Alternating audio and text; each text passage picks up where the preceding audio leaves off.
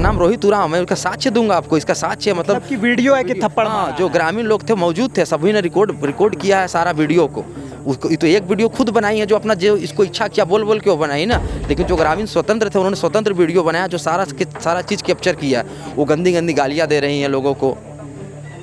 मेरे को तो सिर्फ इन्होंने दलाल कहा, जो भी कहा, रंगदार बोला, बिना मतलब का आरोप लगाया। ये दूसरे लोगों को भी गाली दे रही थी गंदी गंदी ना। राजनीति में जुड़ के आम जनता को परेशान करती है। हेलो बोलो, रात को 12 मारेगा रे, हेलो बोलो, रात को 12 मारेगा रे, हमारा गांव जो है आदिवासी और सनातन दोनों सबका मिक्सअप है। यहाँ मुस्लिम समुदाय भी जो है आपस में सब लोग मिलजुल के अच्छा से रहते हैं। यहाँ पर किसी के बीच में कभी कोई विवाद रहा नहीं।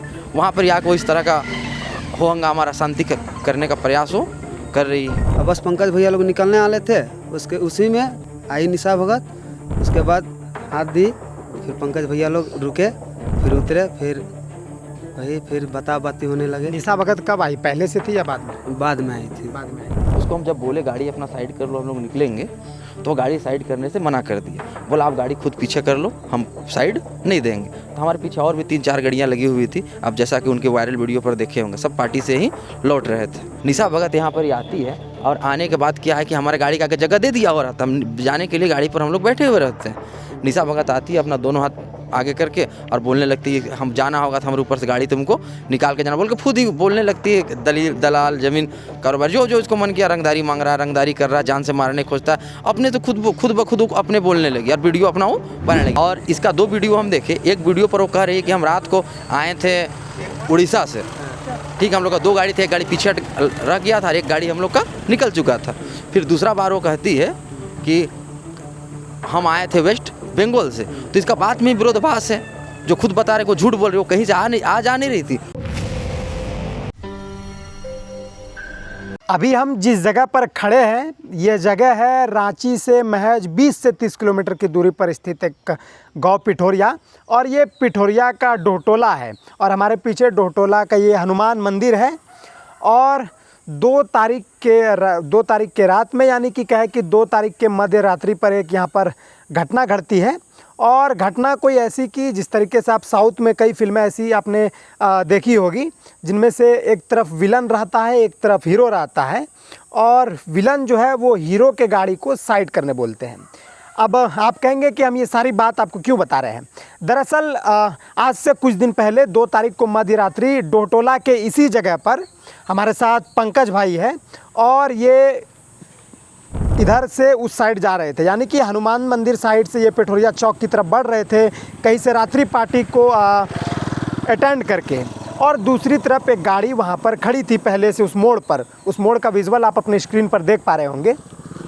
और गाड़ी पीछे करने को लेकर विवाद शुरू होती है। उस विवाद में जो अपने आप को आदिवासी की सबसे बड़ी नेत्री बताने वाली, आदिवासी की सबसे बड़ा नेता बताने वाली अपने आप को निशा भगत, और उस गाड़ी आगे पीछे करने मामले में निशा भगत हस्तक्षेप करती है। और मामला सिर्फ आपसी तू में बहस नहीं, बल्कि ST-SC केस तक जो है वो पहुंच चुका है। निशा भगत 2 तारीख के मध्यरात्रि जब ये घटना हो रही थी, जब यहाँ पर घटना घटी थी, उस समय निशा भगत अपने सोशल मीडिया पर लाइव थी। और निशा भगत साफ तौर पर जो पंकज जी है इनको ज़मीन दलाल कहते हुए नज़र आ रही थी। बाकायदा हमें लगता है कि गालियों से भी संबोधन हो रहा था। हमारे साथ पंकज है जिनके साथ ये घटना घटी है। हम पंकज जी से ही समझते हैं कि उस दिन क्या हुआ था। पंकज जी, इस जगह पर उस दिन क्या घटना घटी थी? निशा भगत लाइव आई थी, उनके बाद ये वीडियो कथित तौर पर उसमें देखा जा रहा है कि निशा भगत अपशब्द का प्रयोग जो है वो कर रही है। आपको ज़मीन दलाल बता रहे, क्या आप ज़मीन दलाल हैं? जी नहीं, ये बात बिल्कुल असत्य है। उस दिन की बात क्या है कि हमारे गांव में एक शादी था, इसी का घर पर शादी था, इसका भाई का शादी था। वो शादी अटेंड करके हम लोग लौट रहे थे। लौटने के क्रम में जैसे हम लोग मोड़ को पार किए, बस वो ठोकर दिख रहा, उससे पहले हम लोग की गाड़ी थी और उधर एक गाड़ी लगी हुई थी जिस पर एक दिलीप साहू नामक व्यक्ति बैठा हुआ था। उसको हम जब बोले गाड़ी अपना साइड कर लो, हम लोग निकलेंगे, तो गाड़ी साइड करने से मना कर दिया। बोला आप गाड़ी खुद पीछे कर लो, हम साइड नहीं देंगे। तो हमारे पीछे और भी 3-4 गाड़ियाँ लगी हुई थी। अब जैसा कि उनके वायरल वीडियो पर देखे होंगे, सब पार्टी से ही लौट रहे थे। तो हमने कहा कि पीछे हमारा स्पेस नहीं, आप देख सकते हैं यहाँ पर जगह नहीं है, 2 गाड़ी एक साथ पार हो सकती नहीं। तो मैंने कहा आप गाड़ी थोड़ा सा बगल कर लीजिए, आपको जगह दिखेगा अभी यहाँ पर बहुत सारा स्पेस है।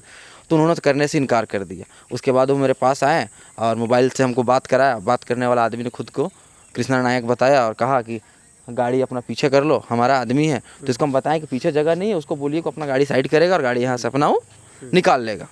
इस पर वो बोला ठीक है तब समझो अपना, ऐसा कहते हुए वो फ़ोन डिस्कनेक्ट कर दिया। उससे कुछ देर बाद मामला शांत हो गया। दिलीप समझ गया कि लोग का गाड़ी फंसा हुआ है, तो दिलीप अपना जो है वो गाड़ी को साइड दे दिया। लेकिन उसी बीच में निशा भगत को कॉल जा चुका था, ठीक है, जिसका बात नहीं माने थे उसको बुरा लगा था, वो निशा भगत को फ़ोन कर दिया। अरे पंकज जी, एक बात ये बताइए कि जब गाड़ी आगे पीछे होने की बात हो रही थी, आपसी गहमा गहमी आप दोनों पक्ष के बीच चल रही थी, तब क्या निशा भगत यहाँ पहले से उपस्थित थी या इस घटना में बाद में वो शामिल हुई है? जी नहीं, जब हम लोग को जब गाड़ी आपस में लेके हो रहा था ना, तो यहाँ कोई गहमा इस तरह से नहीं हुआ। जब बोला नहीं पीछे करेंगे, तो यहाँ पर इतना बात बोले कि क्या आप नहीं पीछे करोगे तो जब तक पीछे नहीं करोगे निकलेंगे से, हम लोग यहीं पर ही खड़े रहेंगे, जब आप साइड करोगे तभी हम यहाँ से निकलेंगे। इतनी सी बात हुई थी। उसी बीच में उसने फ़ोन में बात कराया, जिसने कहा मैं कृष्णा नायक बोल रहा हूँ, गाड़ी को यहाँ से इसको निकलने दो, हमारा गाड़ी है बोल के वो बोला। हमको मेरे ऊपर दबाव डाला कि गाड़ी अपना, तो पीछे जगह रहेगा तब ना हम पीछे कर देंगे गाड़ी। मतलब गाड़ी पीछे करवाने के लिए आपके पास, आप कह रहे हैं कि हमारे गाड़ी के पीछे जगह नहीं था, जिनके वजह से हम अपनी गाड़ी को पीछे नहीं कर पाए। पीछे गाड़ी कतार थी, पीछे नहीं कर पाया गाड़ी किसी कारणवश। लेकिन वो अगर पीछे करते तो आप निकल जाते और वो भी निकल जाते। वो भी निकल जाते। यानी कि मसला जो है वो ये है कि गाड़ी आगे पीछे करने को लेकर है। गाड़ी आगे पीछे करने से लेकर बात अब कहाँ तक पहुँच गई? अब क्या है, उसके बाद जो है यहाँ पर ही निशा जो है, निशा क्या नाम है इनका, निशा भगत। निशा भगत जो है यहाँ पर ही आती है, निशा भगत यहाँ पर ही आती है। और आने के बाद क्या है कि हमारे गाड़ी का आगे जगह दे दिया हो रहा था, हम जाने के लिए गाड़ी पर हम लोग बैठे हुए रहते हैं। निशा भगत आती है, अपना दोनों हाथ आगे करके और बोलने लगती है हम जाना होगा तो हमारे ऊपर से गाड़ी तुमको निकाल के जाना, बोल के खुद ही बोलने लगती है। दलाल जमीन कारोबार जो इसको मन किया रंगदारी मांग रहा है, रंगदारी कर रहा है, जान से मारने खोजता है, अपने तो खुद ब खुद अपने बोलने लगी और वीडियो अपना वो बनाने लगी। तो हम उतरे नीचे, इससे हम पूछे कि क्या बात है, आपको तो हम गाली दिए नहीं है, क्या गाली दिए हैं बताइए, कुछ गाली दिए हैं तो बोल के हम इससे बात कर रहे हैं, जो इनका वीडियो पर भी आप देख सकते हैं। हम पूछ उनको, हम आप करके ही संबोधित हम कर रहे हैं, इसको हम किसी तरह का कोई गंदा लफ्जा का हम प्रयोग नहीं किए। उसके बाद एक लड़का था, इसका रोहित उराव नाम था, हाँ, वो बीच बचाव वही गांव का था, वो बीच बचाव करने के लिए यहाँ पर ही आया, बोला ऐसा करना नहीं है, आप हमारे गांव को क्यों ख़राब कर रहे। उस पर वो इसको झप्पड़ वो करने लगी। उसके बाद हम बोले इसको क्यों पीट रहे हो, ये तो कुछ किया नहीं, मार क्यों रहे हो, मारना आपको नहीं चाहिए। उस लड़का का क्या नाम है जिनको निशा भगत थप्पड़ मारी? इसका नाम है रोहित उराव। रोहित उराव, हाँ, आदिवासी लड़का बस यही इसी डोटोला का के नवाड़ी गांव है, नवाड़ी वहीं का रहने वाला। लेकिन निशा भगत तो सबसे बड़ी आदिवासी नेत्री मानती है खुद को, आदिवासी की लड़ाई भी लड़ते हैं, उनके हक में खड़ी रहती है, तो थप्पड़ कैसे उठा दी निशा भगत एक आदिवासी लड़के के ऊपर?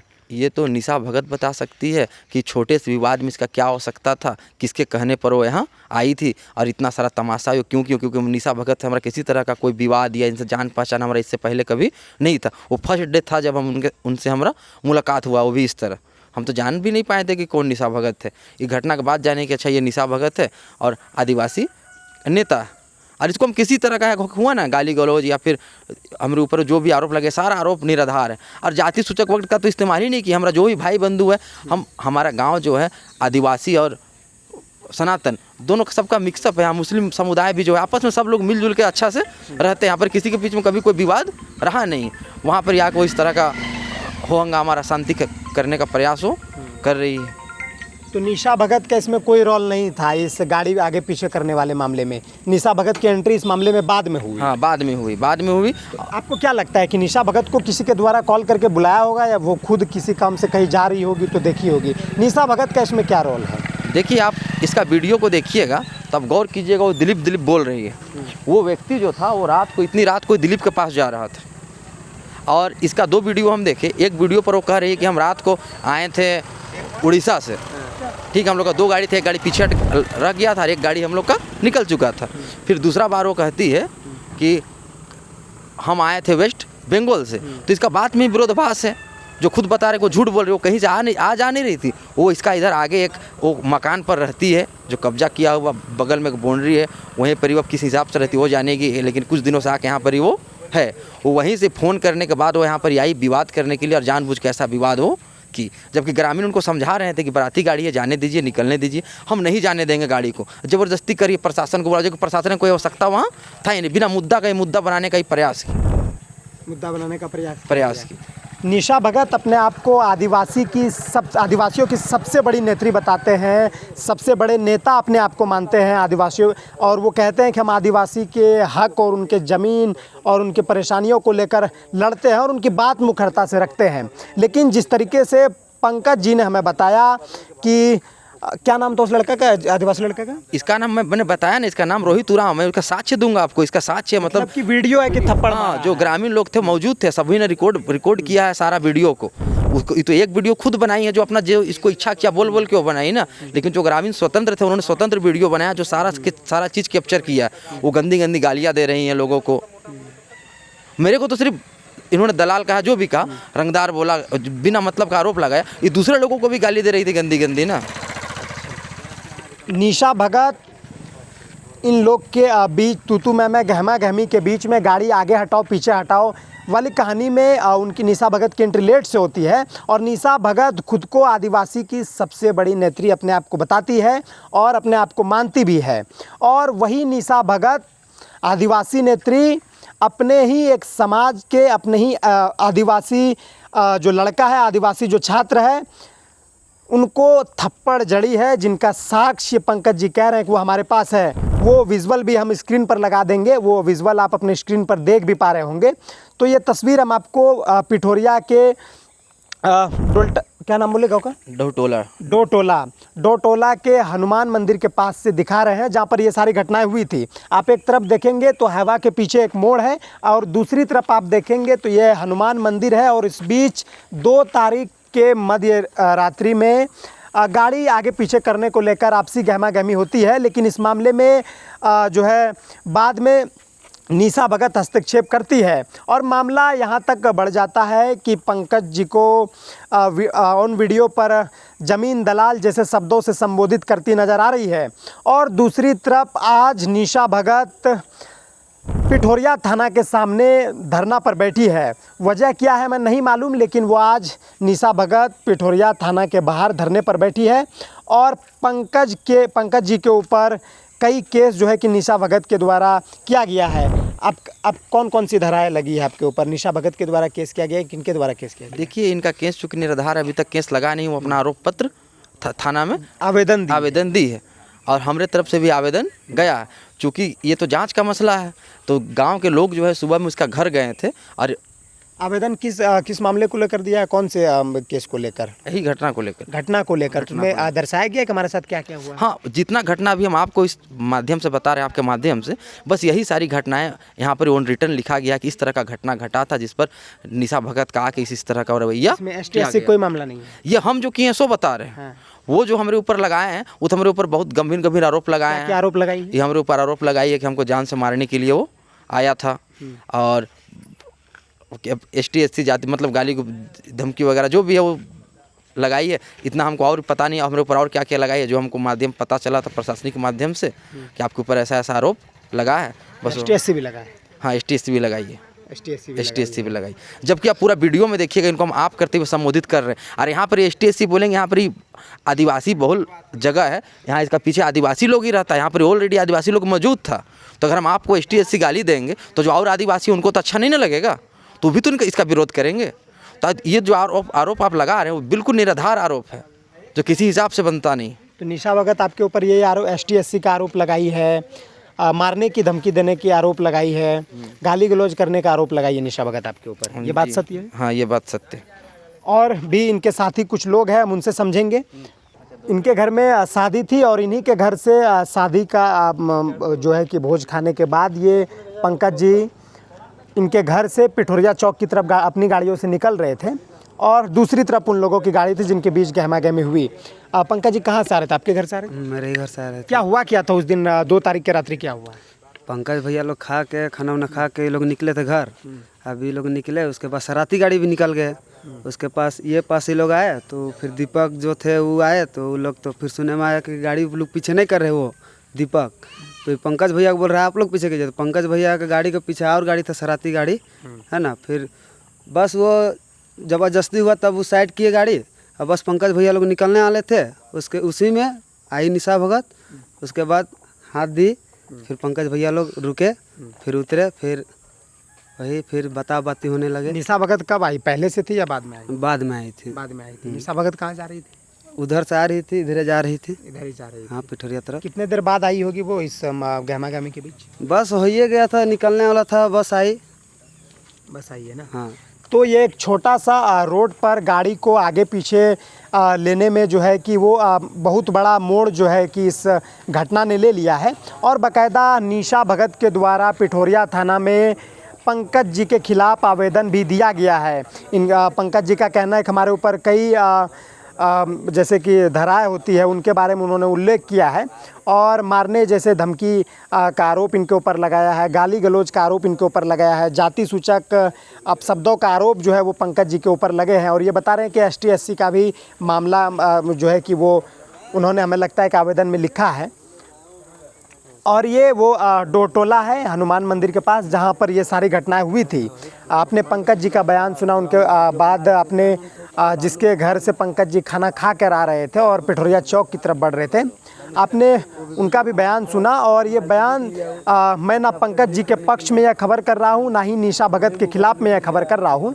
पंकज जी ने जो हमें बताया, अब हम इनका पक्ष ले लिए हैं। अब जो है कि निशा भगत का भी जो है कि पक्ष रखा जाएगा कि निशा भगत यहाँ पर क्या करने के लिए पहुँची थी, घटना कैसे शुरू हुई, निशा भगत कहाँ जा रही थी। निशा भगत तो उस समय यहाँ पर मौजूद नहीं थी जब गहमा गहमी इन दोनों पक्षों के बीच चल रही थी। और तीसरे साइड से निशा भगत आती है और इस पूरे घटना में निशा भगत की एंट्री होती है। उनके बाद मामला जो है वो धरातल से सीधे जाकर थाना तक पहुँचती है।